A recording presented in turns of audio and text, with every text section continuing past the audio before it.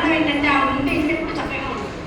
ఆవిడ నా రోజు ఊరైతే ఇల్లు ఉంటుందో అప్పుడు కథలు కనుక నువ్వు ఇంత దానివి అని చెబుతూ నిరంతరం వాళ్ళకి ఏదో ఒక గోల్డ్ మెడల్ మెడలో వేస్తూ చప్పట్లు కొడుతూ ఉండేటువంటి సమాజం కాకుండా నువ్వు ఎంతటి దాని అంటే సౌందర్యంలో శంకరాచార్య వారు తాను ఎత్తి అయి జగత్తునంతా కూడా ఉద్ధరించడం కోసం జగత్తంతా ప్రదక్షిణ చేస్తూ చేసేటువంటి వ్యాఖ్యలో సౌందర్య విధానంలో ఉన్నటువంటి ఒకే ఒక మాట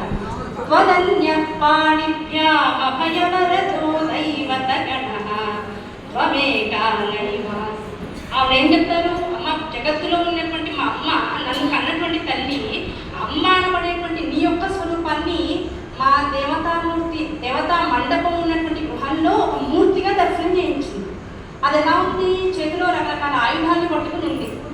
అవునా కదా? అమ్మవారు ఎలా ఉంటుంది? లలిత అమ్మవారి ఒక చేతితో ధనుస్సును పట్టుకుంటుంది, ఇంకో చేతిలో 5 రకాల బాణాన్ని పట్టుకుని ఉంటుంది, పైన పాశాన్ని అంశాన్ని పట్టుకుని ఉంటుంది.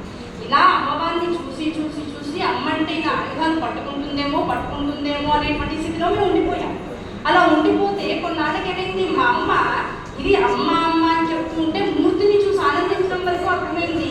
కానీ జగత్తులోని యొక్క తత్వాన్ని తెలుసుకుంటూ ఎప్పుడైతే నేను ప్రపంచం అంతా తిరుగుతున్నానో, జగత్తంతా భ్రమిస్తున్నానో, ఆ భ్రమణంలో నాకు అర్థమైంది ఏంటంటే అమ్మ అని పిలిచినటువంటి బిడ్డ యొక్క మనసులో ఉన్నటువంటి ఆర్తిని తెలుసుకుని తన యొక్క రూప ప్రకటనాన్ని చేస్తూ వాడిని ఆదరించేటువంటి తల్లి నువ్వు.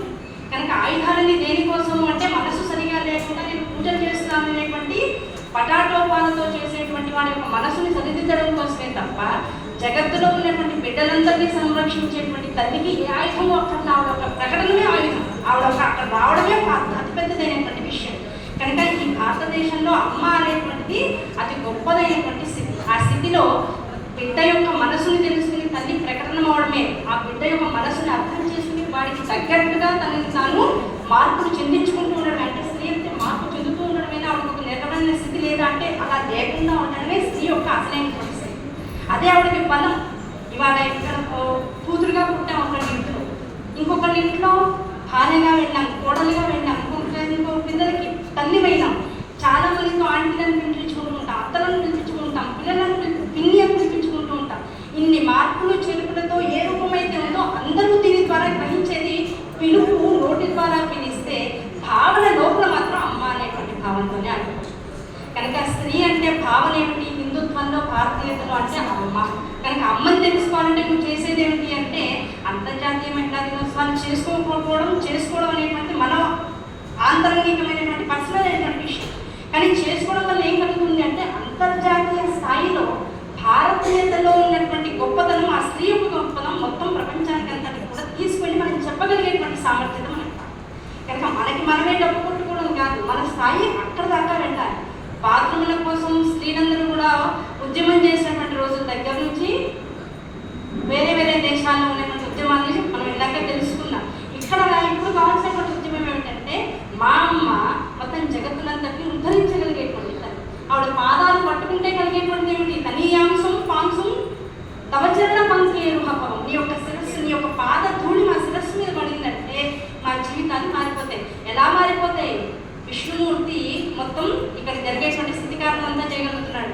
బ్రహ్మ తను చేసేటువంటి సృష్టి కార్యాన్ని అంతా చేయగలుగుతున్నాడు. శివుడు జగత్ సంహరణ కార్యాన్ని చేయగలుగుతున్నారు. వీళ్ళ ముగ్గురే నీ యొక్క పాదధూళి వల్ల ఇన్ని కార్యక్రమాలు చేయగలిగితే నిరంతరం తల్లి ఇంట్లో ఉంటే ఆ తల్లి యొక్క పాదాన్ని కనుక నమస్కరించుకునేటువంటి కొడుకు, కూతురు, కోడలు కూడా ఆటోమేటిక్. అది మళ్ళీ మనం తిరిగే చెప్పగలం. అల్లుడు వాళ్ళకి ఇద్దరిద్దరు ఒక ఇంటి నుంచి ఇంకో ఇంటికి వెళ్ళాలంటే అర్థం ఏంటంటే ఆ రోజు నుంచి నలుగురు తల్లిదండ్రులని అర్థం. ఇక్కడ పుట్టిన వాళ్ళు అక్కడ పోషిస్తున్నటువంటి వాళ్ళు అంటే పోషింపబడాలన్నా మళ్ళీ ఎక్కువ అర్థం అవుతుంది. పోషింపబడాలంటే ఆ పోషింపబడ్డమే నీ యొక్క గౌరవం. నీ యొక్క గౌరవం ఎక్కడుందయ్యా అంటే నీ పోషింపబడ్డంగా నేను అందరూ నన్ను మహారాణిలా చూస్తూ ఉంటాను. అది అసలు ఇప్పుడు ఆ తత్వాన్ని పెంపొందించుకుని నిరంతరం వాళ్ళ కాళ్ళకు దండం పెట్టరా బాబు, నీకు ప్రపంచంలో ఏది నేను పడేయడానికి రెడీగా ఉండదు. తల్లిదండ్రులకి పాదపద్మాలకు నిరంతరం నమస్కారం చేసుకోవడం అంటే అంత గొప్పది అని చెప్పడం సౌందర్యలహరిలో శంకరాచార్య వారు ఒక శ్లోకం చెప్తూ